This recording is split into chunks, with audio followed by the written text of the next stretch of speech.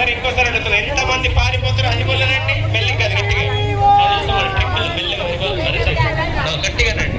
ఎంతమంది వెళ్ళిపోతారు హరిబోలనండి? నిజమా? జగన్నాథ్ చూస్తుంటూ జై జగన్నాథ్